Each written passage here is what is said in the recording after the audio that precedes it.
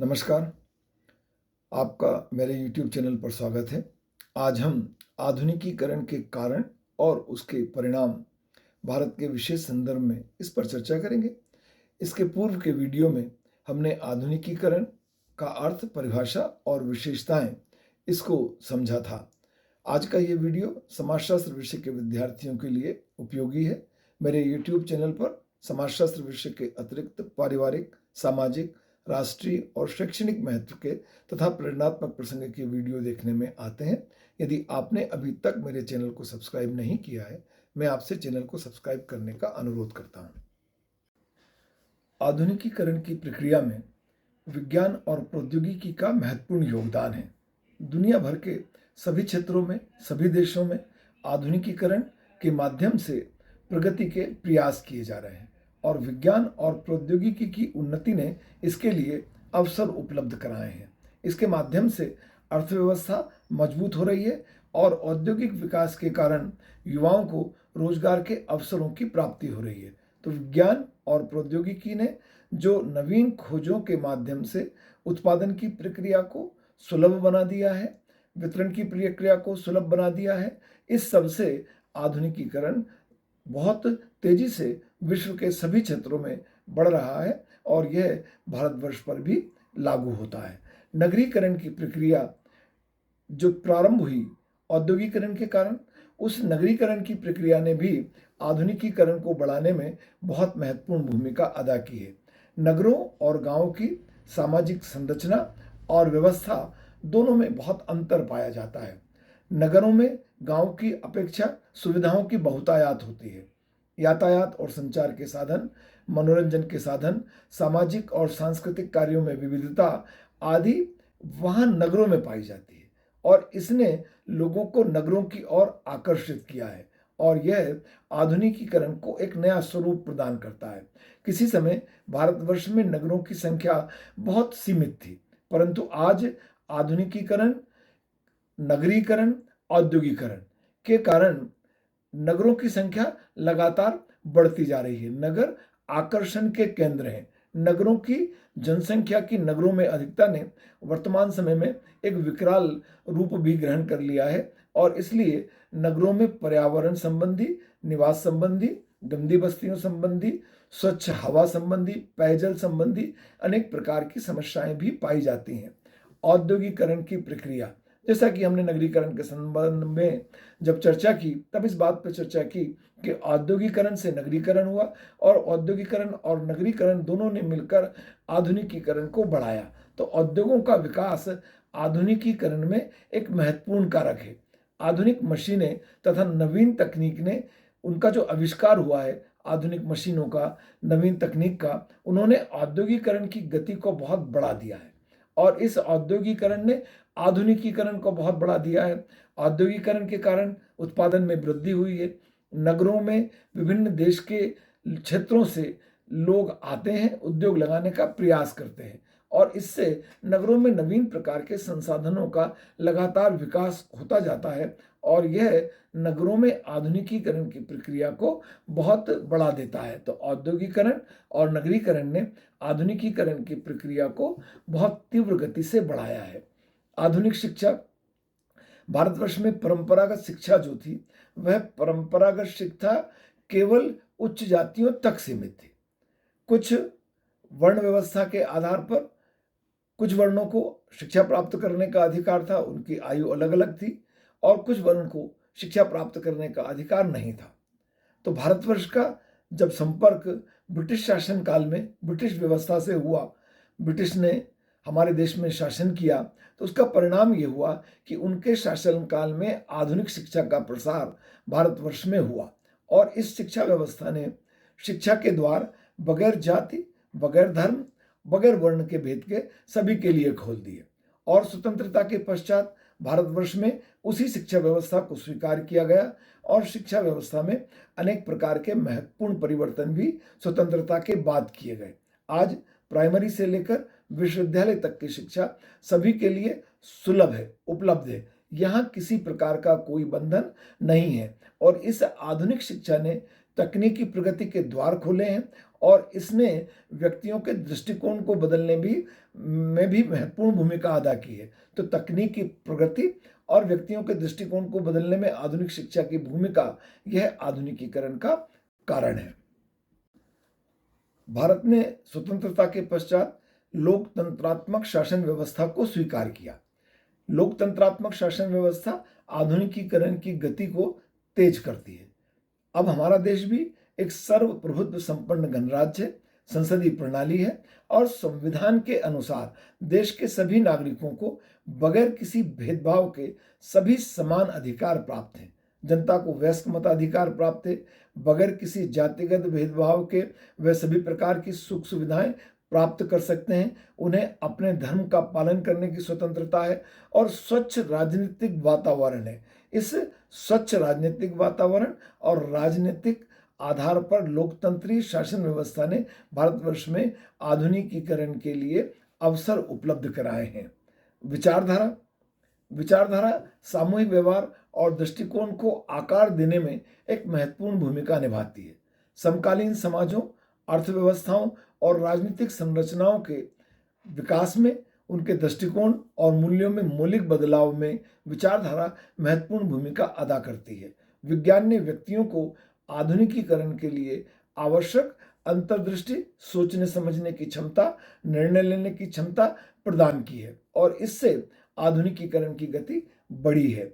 पश्चिम की सोच, भारत में अंग्रेजी शासन के कारण बहुत परिवर्तन हुए हैं और इससे हमारे देश की सभ्यता, संस्कृति, सामाजिक विचारधारा, मूल्य, संस्था सभी में परिवर्तन हुए हैं और हमने उन नवीन परिवर्तनों को स्वीकार भी कर लिया है।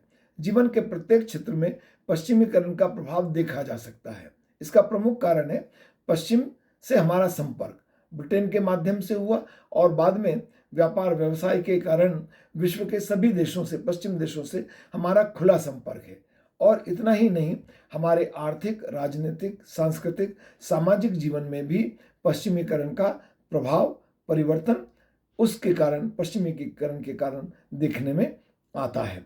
जनसंचार का विकास, जनसंचार ने आधुनिकीकरण की गति को बहुत तेज कर दिया है, बहुत प्रसारित कर दिया है। जनसंचार माध्यमों ने समकालीन दृष्टिकोणों को प्रसारित करने में, प्रचारित करने में बहुत महत्वपूर्ण भूमिका अदा की है और यह समकालीन दृष्टिकोण परंपरागत दृष्टिकोण से भिन्न होते हैं, आकर्षक होते हैं।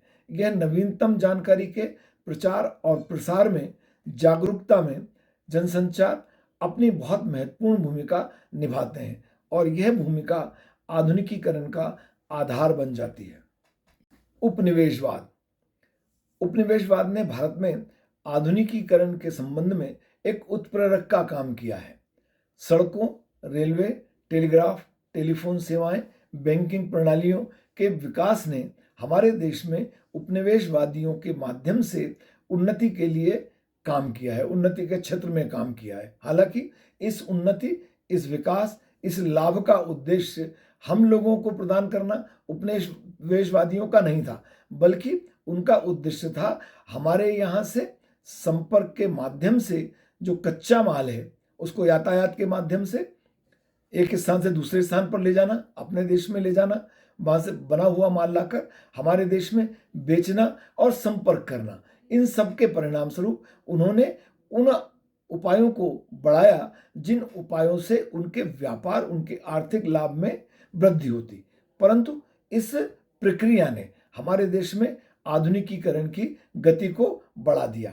यह उपनिवेशवादी जो प्रक्रिया प्रारंभ हुई थी, यह हमारे देश में स्वतंत्रता के पश्चात भी बनी रही। अभिजात वर्ग, अभिजात वर्ग ने आधुनिकीकरण में महत्वपूर्ण भूमिका अदा की है।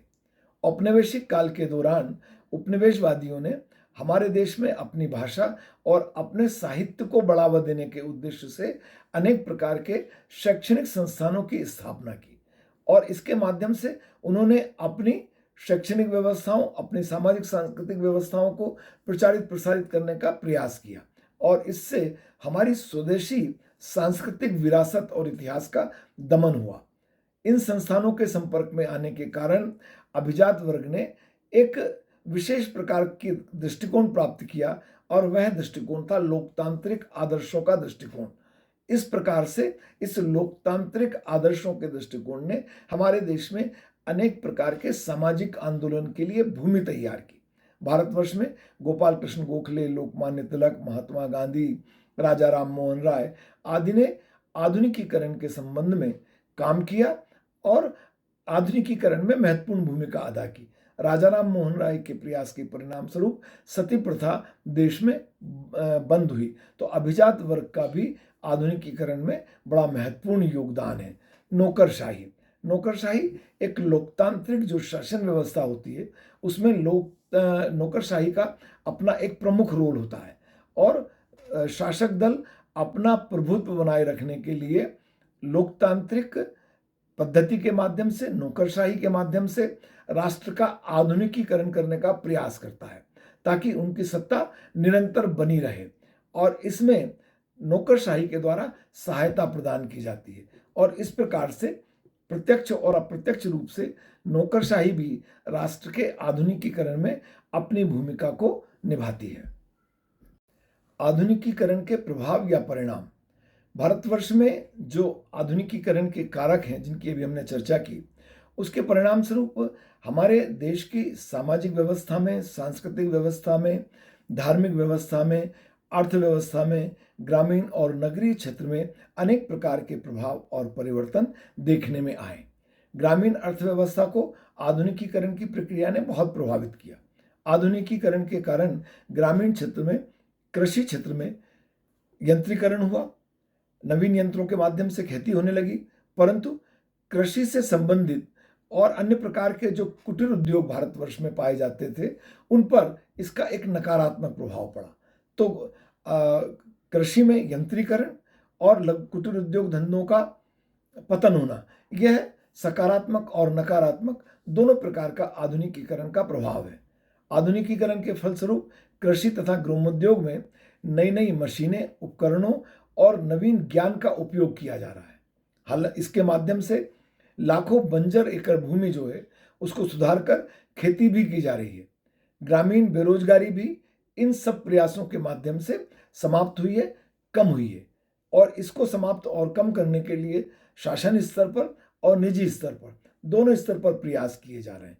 परंतु ग्रामीण क्षेत्र में, अर्थव्यवस्था में और अन्य प्रकार के कार्यों में आधुनिकीकरण के सकारात्मक परिणाम के साथ एक नकारात्मक परिणाम यह भी है कि ग्रामीण क्षेत्र में जो कृषि संबंधी कार्य के अतिरिक्त हस्तशिल्प संबंधी कार्य होते थे, लघु उद्योग होते थे, कुटीर उद्योग होते थे, उन पर नकारात्मक प्रभाव पड़ा। सामाजिक सुधार।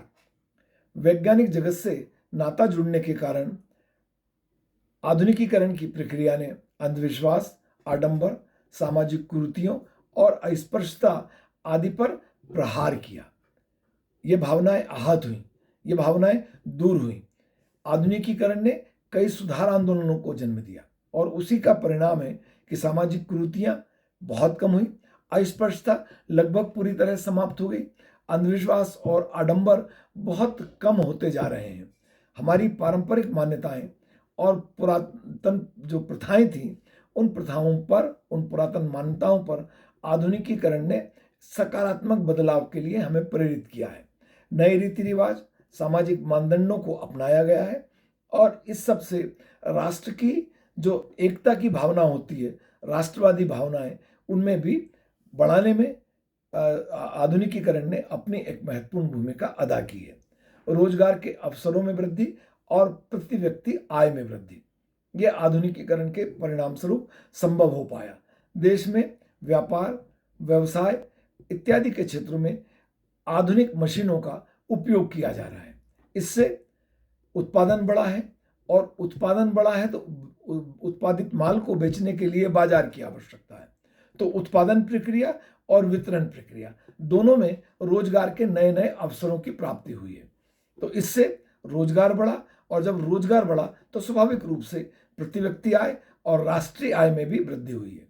तकनीकी उन्नति, कृषि सुधार तथा उद्यमशीलता ने देश की आर्थिक समृद्धि और आधुनिकीकरण में योगदान दिया है। सामाजिक प्रभाव के अंतर्गत लोगों में नवीन विचार और जागरूकता के लक्षण दिखाई देने लगे हैं। पुरुषार्थ और परिश्रम के महत्व को लोगों ने लगनशीलता के माध्यम से स्वीकार किया है। पुरुषार्थ और परिश्रम ने लोगों को लगनशील बनाया है। समाज पर आधुनिकीकरण के प्रभाव के परिणाम स्वरूप संयुक्त परिवारों का विघटन हो रहा है और एकाकी परिवार, एकल परिवार बढ़ते जा रहे हैं। इसके अतिरिक्त प्रवास, सांस्कृतिक आदान प्रदान, सामाजिक जटिलता और द्वितीयक संबंधों में वृद्धि भी देखी जा रही है और इन सब ने हमारी सामाजिक व्यवस्था पर बहुत प्रभाव डाला है। व्यापक और तर्कसंगत दृष्टिकोण में वृद्धि। आधुनिक शिक्षा ने व्यक्तियों के दृष्टिकोण का विस्तार किया है, जिससे वे अपने अधिकारों और स्वतंत्रता के लिए मांग करने लगे हैं और दूसरे अधिकारों, व्यक्ति के अधिकारों और स्वतंत्रता को मान्यता भी देने लगे हैं। पश्चिमी शिक्षा पद्धति से व्यक्तिवाद, समानता और न्याय संबंधी विचारों को बढ़ावा मिला है। तर्कसंगत आधार पर धर्मनिरपेक्षता के सिद्धांतों को प्रधानता मिली है। आधुनिक ज्ञान विज्ञान से परिचय प्राप्त होने के कारण लोगों को नवीनतम ज्ञान, प्रविधि और आविष्कारों से लाभ उठाने के अवसर प्राप्त हुए हैं। अब जनता आंख मूंद कर किसी भी बात को स्वीकार करने के लिए तैयार नहीं है। वह तर्कसंगत ढंग से बातों को मूल्यांकित करती है और फिर उन्हें स्वीकार करती है। सामाजिक संस्थाओं पर प्रभाव। बैंकिंग प्रणाली, लोक प्रशासन, सैन्य संगठन, आधुनिक चिकित्सा और कानून जैसी पश्चिमी संस्थाओं ने भारतीय समाज पर सकारात्मक प्रभाव डाला है।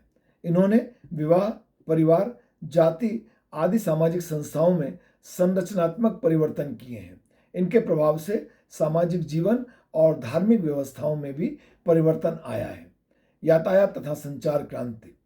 इलेक्ट्रॉनिक संचार क्रांति ने सेलफोन और अन्य उपकरणों को देश के दूरस्थ अंचलों तक पहुंचा दिया है और इन सेलफोन और टेलीविज़न के दूरस्थ अंचलों तक पहुंच जाने का यह परिणाम हुआ कि वह अपने ग्रामीण अंचल में भी रहते हुए शहरी सभ्यता, संस्कृति के संपर्क में आ रहे हैं और इससे आधुनिकीकरण को बढ़ावा मिल रहा है। तो ग्रामीण और आदिवासी समुदायों पर भी यातायात और संचार क्रांति के कारण आधुनिकीकरण का प्रभाव पड़ रहा है। उन क्षेत्रों में भी आधुनिकीकरण हो रहा है। यातायात और संचार के साधनों में जो वृद्धि हुई है उसने रेडियो, फोन, टेलीविज़न, इंटरनेट आदि का ग्रामीण अंचल तक पहुंचा दिया और इन सबसे लोगों का संपर्क एक दूसरे के साथ निरंतर हुआ है और इस संपर्क की निरंतरता से उन्हें जानकारियां उपलब्ध हो रही हैं, घनिष्ठता बढ़ रही है, वह नवीनतम जानकारी के संपर्क में है और इससे उनका जीवन बदल रहा है, परिवर्तित हो रहा है। केवल नगरीय क्षेत्र का नहीं, नगर से बहुत दूर ग्रामीण अंचल का, आदिवासी अंचल का, क्योंकि अब ऐसी एक विभाजक रेखा खींचना बहुत मुश्किल है कि यह सुविधा केवल नगर में उपलब्ध है, गांव में उपलब्ध नहीं है। फैशन का सनक के स्तर तक प्रभाव। आधुनिकीकरण के परिणाम स्वरूप लोग नवीनतम फैशन के संपर्क में आते हैं और इस फैशन ने पारिवारिक और सामाजिक जीवन को बहुत तेजी से प्रभावित किया है। उसका कारण यह है कि लोग फैशन का अनुकरण नहीं करते बल्कि सनक के स्तर तक उनका अनुकरण करते हैं और इसने सांस्कृतिक और पारंपरिक मानदंडों की मौजूदगी के बावजूद भी अनेक प्रकार के परिवर्तनों को सामाजिक, पारिवारिक व्यवस्था में जन्म दिया है, बदलाव लाया है। शिक्षा प्रणाली पर प्रभाव। समकालीन समाज में आधुनिकीकरण के प्रभाव से विज्ञान और प्रौद्योगिकी में प्रगति के साथ साथ व्यावसायिक शिक्षा को भी प्रमुखता प्राप्त हुई है। आधुनिकीकरण की प्रक्रिया से वैश्विक शिक्षा और मानव संसाधनों के उपयोग पर जोर बढ़ रहा है और यह आधुनिक शिक्षा प्रणाली भारतवर्ष में भी उपलब्ध है और इस आधुनिक शिक्षा प्रणाली ने भारतीय सामाजिक, पारिवारिक, राष्ट्रीय, व्यक्तियों के आपसी संबंध, इन सबको प्रभावित किया है। प्राचीन भारतीय कलात्मकता पर प्रभाव। भारतवर्ष प्राचीन कलात्मकता, हस्तकला, भवन निर्माण, कला, संगीत आदि के लिए प्रसिद्ध था और इस क्षेत्र के कारण इन विशेष क्षेत्रों के कारण भारतवर्ष की विश्व भर में धाक थी, परंतु आधुनिकीकरण की प्रक्रिया ने इन सब कलाओं को, विशेषकर हस्तकला और भारतीय कारीगरों को बहुत नुकसान पहुंचाया है। भारतीय सभ्यता और संस्कृति पर प्रभाव। नवीन सभ्यता तथा संस्कृति ने भारतीय पुरातन जो परंपरागत सभ्यता और संस्कृति है उसको काफी हानि पहुंचाई है। देश का गौरवपूर्ण इतिहास तथा संस्कृति लोग अब भूलने लगे हैं, और यदि लोगों को उसका ज्ञान कराया जाता है तो आपको पुरातन या परंपरावादी होने का लेबल दे दिया जाता है। विदेशों की भोड़ी, अनचाही, भड़काऊ और नग्न प्रदर्शन वाली संस्कृति को लोग बहुत आसानी से स्वीकार करते हैं, उसे मान्यता प्रदान करते हैं। नवयुवक और नवयुवतियों ने इसे बहुत आसानी से स्वीकार कर लिया है, और यह भारतीय पुरातन सभ्यता और संस्कृति के लिए बहुत नुकसानदेह है। देश में अपराध बढ़ रहे हैं, माफिया बढ़ रहा है, भ्रष्टाचार बढ़ रहा है, अनाचार, व्यभिचार, बलात्कार, गुंडावाद आदि सब घृणित कार्य देखने में आ रहे हैं।